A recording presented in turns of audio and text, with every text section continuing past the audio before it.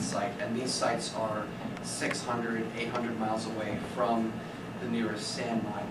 So this suggests that in the transport of these sands, the particles are getting jostled around on the train trucks, or on the train cars, and they're getting broken up.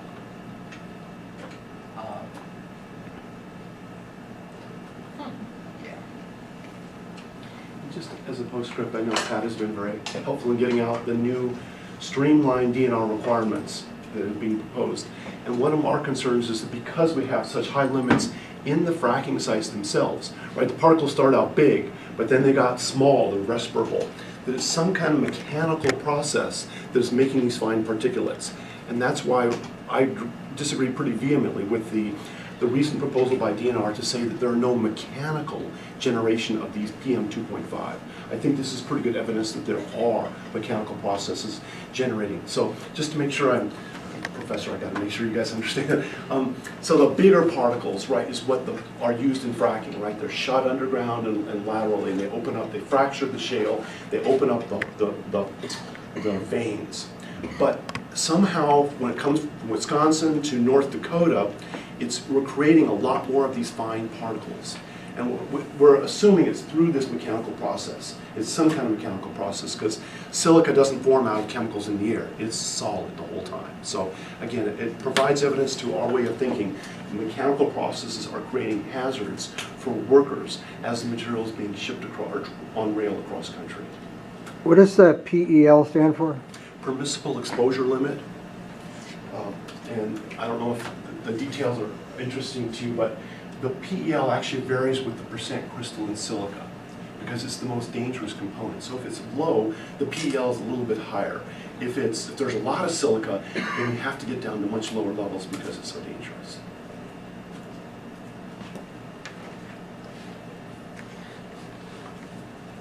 Here's some industry data in Wisconsin, and what was found in this data set was that the measured PM4, so particulate matter that's 4 microns and under, of crystalline silica, was found to be below the EPA 24-hour, the EPA annual standard of 3 micrograms per cubic meter. And Dr. Pierce, you could talk a bit more about this, because this was your colleague that wrote this. Right. So John Richardson, I know Pat has been so good about distributing information, recently published a paper. There's some concern about the journal accuracy, but the paper looks reasonable from what we're looking at. And so John Richards has found pretty low levels of silica around frac sand facilities. He looked at 4 different facilities, upwind and downwind, and it looks to be good data. I'm not throwing it out of hand because it's just industry data. And his data suggested, these kinds of data, that the levels around frac sand plants, when you get into the community, are about the same as in a dirty city. And I'm not disagreeing with this so far. We're still analyzing our own data, but it is worth, I think, including and considering industry data, these industry data. And just to point out, because we've got to be perfectly clear, the EPA doesn't have a standard for people to be exposed to silica. But the state of California, state of Minnesota, Texas, Vermont, New York all do. And the standard we think is the best established is 3. And the levels that Dr. Richards has found tend to be below 1. So if those data are borne out, it's good news for people who live around the facility that the silica portion may be lower than levels of concern. We are still focused on the PM 2.5 because we have found, as you'll see in a couple of minutes, levels that are above the EPA standard. How do you know it's silica? What we do is we take a filter, we pull air through a filter, and so we collect the particles on the filter. We weigh before and afterwards. As a matter of fact, Ethan is our man. He does an excellent job. And just to put it in context, it's really hard work. The masses we're measuring are 50 to 100 times less than the weight of a human hair. I should plug the hair on my scalp to do that. So it's really, really tiny particles. After we do that, we dissolve the filter, and then we shoot through the liquid. We shoot an X-ray through that. Mm-hmm. And if it's truly a crystal, it will refract that. So we can get the percentage of silica that's part of that.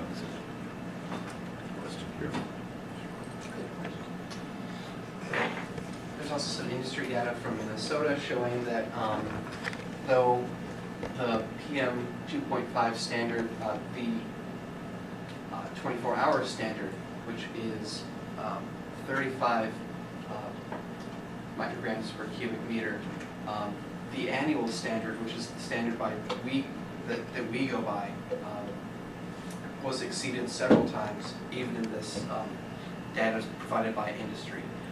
And we use the 12 microgram per cubic meter annual standard because people who are living around these frac sand mines and processing facilities are living there all the time. They're not just there for 24 hours at a time like the workers are, or 8 hours in the case of workers, but still, it's a near constant exposure to these particulate matter. Wow. We just saw yesterday all the Amish standing firm next to these things.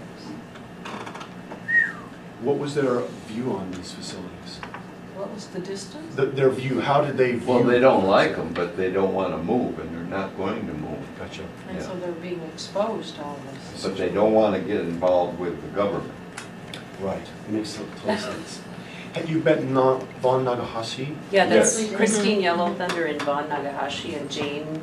Justine. Justine? Jane Yeah. Justison. Justison, okay.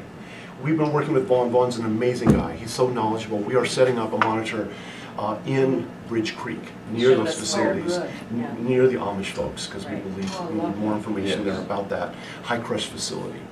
Right. I think the most disconcerting thing about all of that is that they do blasting like every Thursday and Friday. And Jane Justison has documented in a journal all of the blasting, and she has taken photographs. So every week I get a report showing the blasting effects, and we were certain that this, I mean, I'm certain in my head that there have to be fine particulates being cast off as a result of the blasting. And some are more severe than others. Yes. Right. Again, a physical, mechanical process. Right, that generates yes. that, yeah. Yeah. We also, in addition to PM 2.5, we also focus on PM 10, particulate matter that are 10 microns and smaller. And the limits that are set by the World Health Organization in the state of California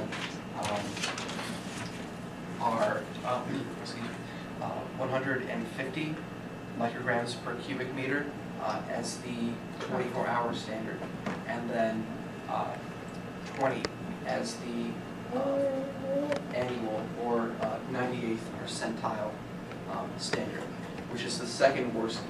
We also refer to that as the second worst case scenario. So that 20 microgram per cubic meter standard cannot be exceeded more than twice in a year.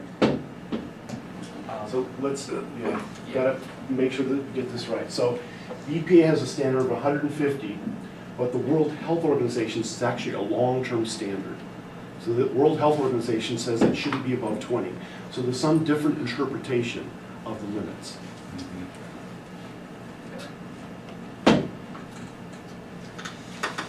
So in Wisconsin, the DNR uses EPA AirMod computer modeling to predict increases in air levels of pollutants based on the amount of sand processed per day, unit emission rates for different kinds of stacks, pollution control equipment like bag houses, or even wetting down the sand piles.